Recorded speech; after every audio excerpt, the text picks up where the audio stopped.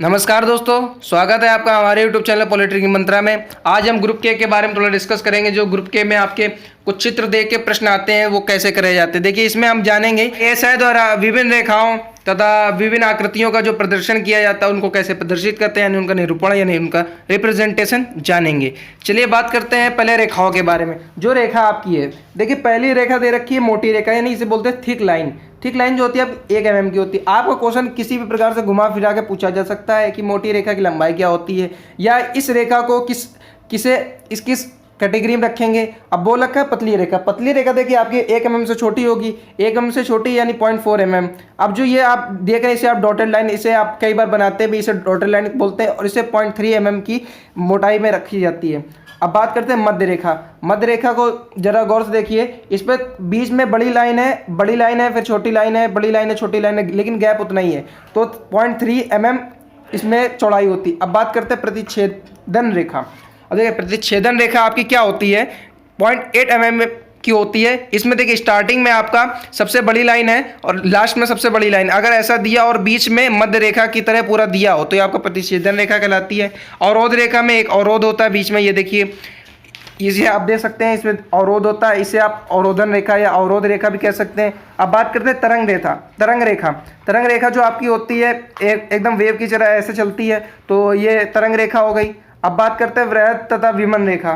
वृहद तथा विमन रेखा का निरूपण इस प्रकार किया जाता है, जिसमें हम बताते हैं कि बीच में इसे किस प्रकार से, जैसे ए या बी या XYZ कुछ भी आप मानिए, इसे इस प्रकार दिखाया जाता है। अब बात करते हैं संलग्न रेखा और तदैव रेखा।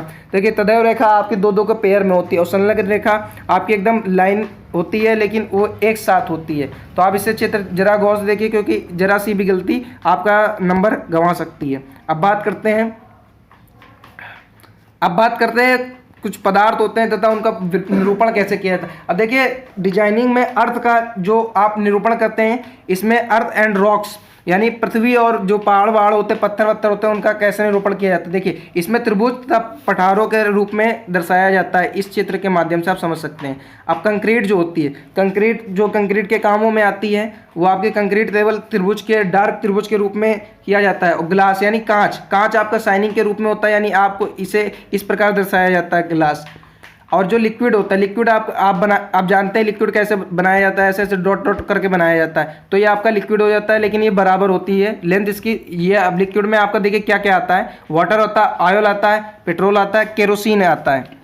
अब बात करते हैं मेटल आपके देखिए 3 प्रकार के इसमें दे रखा है। देखिए 3 कैटेगरी में इसको विभाजित कर रखा है, जिसमें देखिए पहले कैटेगरी है जिसमें स्टील, कास्ट आयरन, कॉपर और इसके जो मिश्र धातु होते हैं, और एल्यूमिनियम और इसके एल्यूमिनियम के मिश्र धातु वो इसमें आते हैं, इस वाले में आते हैं, जिसका चित्र ऐसे बनता है। अब बात करते हैं जैसे लेड हो गया, जिंक हो गया तथा टिन हो गया तथा जो वाइट मेटल होते हैं, इन सब को आप देखिए छिद्रित होते हैं, पर ये क्रॉस इधर को क्रॉस बन जाता है, लेकिन ये बहुत छोटा होता है। देखिए इसमें गैप बहुत छोटा होता है, इसलिए इसे लेड, जिंक तथा टिन वाइट मेटल में रखा जाता है। अब जो आपका ये होता है पोर्सलिन, स्टोनवेयर तथा मार्बल, स्लेट, इसको आप इस प्रकार से दर्शाते हैं। चित्र जरा थोड़ा गौर से देख लीजिए, इस प्रकार से दर्शाते हैं। अब बात करते हैं वुड प्लाईवुड।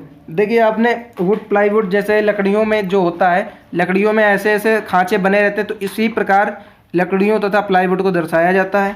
अब बात करते हैं IS मानक के अनुसार जो एल्यूमिनियम और इनके जो होते हैं, इनके साइन कैसे दिए जाते हैं। अब बात करते हैं एल्यूमिनियम देखिए आपका इस प्रकार दिया जाता है, और आपका जो दे रखा है ओपन कॉइल स्प्रिंग, जो कॉइल स्प्रिंग होती है जब वो ओपन होती है तो आपको इस प्रकार दिखाया जाता है, तथा सिंगल रिपेट तथा लैप जॉइंट आपका इस प्रकार होता है।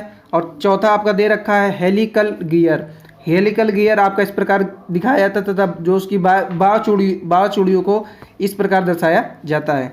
अब बात करते हैं भारतीय मानक के अनुसार जो सीम वेल्ड, स्पल गियर तथा जस्ते को दर्शाइए। देखिए सीम वेल्ड आपका इस प्रकार दर्शाया जाता है, और जो आपका स्पर गियर, इसका सिंबल देखिए, इसमें बीच में सिंबल आता है, ये सिंबल इस प्रकार होता है इसका। अब स्पर गियर देखिए, स्पर गियर इस प्रकार होता है, और आपका जो जस्ता होता है, देखिए जस्ता हमने आपको ऊपर बता रखा है इसमें कि ये जो जस्ता इस प्रकार दर्शाया जाता है, देखिए इसी प्रकार इसको दर्शाया गया है। अब बात करते हैं दीर्घभंग इसमें भारतीय मानक के रूप में इनको दर्शाना है। देखिए जैसे शीशा हो गया, शीशा भी आपके जिंक के अंतर्गत आता है, तो उसका भी क्षेत्र इसी प्रकार बनता है। अब देखिए दीर्घभंग रेखा, दीर्घभंग रेखा, भंग रेखा मतलब आप अवरोध रेखा समझ सकते हैं, अवरोध में आपको मैंने बताया था इस प्रकार, लेकिन ये थोड़ी लंबी होती है इसलिए इसे दीर्घभंग रेखा कहते हैं।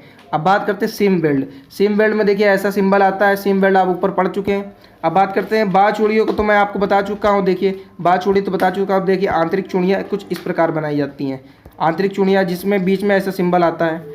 अब बात करते हैं बेवेल गियर की। बेवेल गियर आपका इस प्रकार होता है। तो ये कुछ ऐसे मानक रूप थे जो आपके पेपर में पूछे जाते हैं चित्र के माध्यम से, तो आप इन्हें याद रखने की कोशिश कीजिएगा क्योंकि पेपर में इसी से पूछा जाता है। अगर आपको वीडियो अच्छा लगा हो तो वीडियो को लाइक कीजिएगा, चैनल को सब्सक्राइब कीजिएगा। Thank you.